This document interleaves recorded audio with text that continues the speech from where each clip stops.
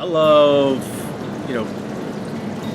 butchering either venison or deer or a whole pig and just making sausage. I love smoked sausage, brisket. I love smoking brisket. That's 2 dishes, I'm sorry. That's okay. So you like the process of making it or just kind of the outcome? No, I like making. I like getting hands-on, making it from scratch, tailoring the beginning of the flavor, the components are going in, then smoking it, and then drinking beer and eating it.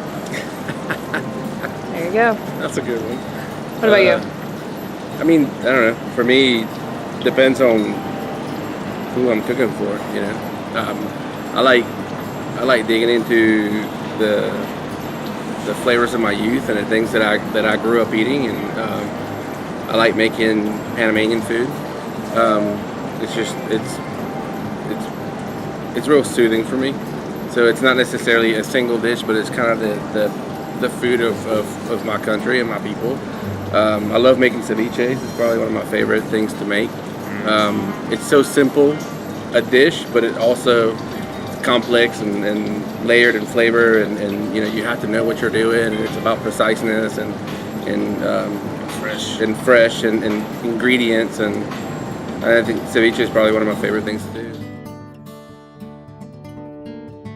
It depends on if I'm trying to actually be chefy and mean or be like actually teach somebody. If I'm trying to be chefy and mean, I'll teach somebody how to make hollandaise, because I remember that one. it's so much pleasure watching people excruciatingly fail at making hollandaise, but it's also super rewarding when it works, right? And then you get it and it finally comes out and they're like, You taught me hollandaise. I did this, and but if I'm like teaching a friend or somebody, like what I love about cooking, I mean, pasta is one of those things, like I said, it's this very simple thing. It's flour and water, and making something out of something so simple, and then cooking it, using a little bit of that water you cooked it with, a little bit of salt, pepper, and reducing the starch, and just finishing it off with a little bit of grated cheese. I mean, it's just something magical that happens when you take something super simple and make something extraordinary out of it. So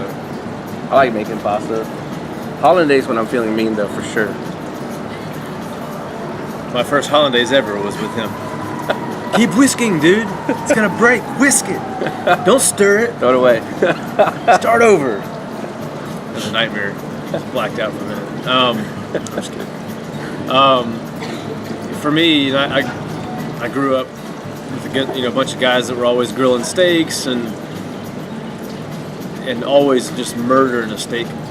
So I'll always get my friends and try to just teach them restraint. Like, please take away the Dale steak sauce, take away the Italian dressing, take away, the ketchup, whatever you're marinating in it, dipping it in, and just grill it on high heat, sear it, flip it, and be confident, let it rest, and then slice it in. And just pull them all the way back from the beginning.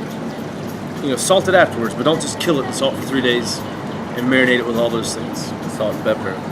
Simple, And they always want to taste it, but I was in a fraternity here at Auburn, and during my time at Auburn University, and my guys would literally take a steak and wrap it in aluminum foil and pour Worcestershire Dale steak sauce, Italian dressing, and just slaughter it. And I'd be literally in the background like, oh my God, what is happening?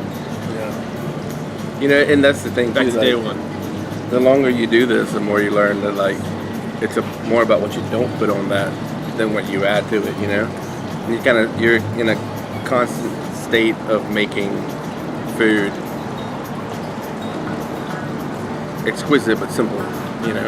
Simple. Like you look at the plates of the chefs that I appreciated, or even the stuff that you do that I appreciate the most. It's the dishes that are so simple, and you go, oh, why didn't I do that? Something that was like as simple as an ember roasted carrot. It's roasted, a little salt and pepper, and you're done. But it's like it's mind-numbing good. When people start cooking, they want to throw in, just pile on the stuff on a plate and just sauces everywhere. And we spend so much time trying to compete with the market and the trends, but you can look at Chef Leo and I spent so much time in earlier parts of our career saturating a plate, and then people didn't really take notice until we started regressing and just putting raw foods on plates. or things that were just a lot less. less manipulated. I mean, take They the were plate good. we're doing. Yeah. Take the plate we're doing for the dinner on Saturday in Miami. You know, like if we would have done that plate, if we would have been asked to create that plate 8 years ago, it would have had 5 sauces and reductions and emulsions and all kinds of stuff on Garnishes on the edge of the And now it's plate. just simplicity, you know. It's puree. Asparagus in it's, the air. Yeah, it's meat that he harvested. It's sauce from that. It's fresh. It's pure. It's simple. It's seasoned well. You know, it's taking something that you can get at the store, but you can't do it. And that's what cooking's about, right? It's about taking something that everybody can put their hands on, but you can't do what I did to it, you know, or what he does to it. That's kind of what it's about, you know.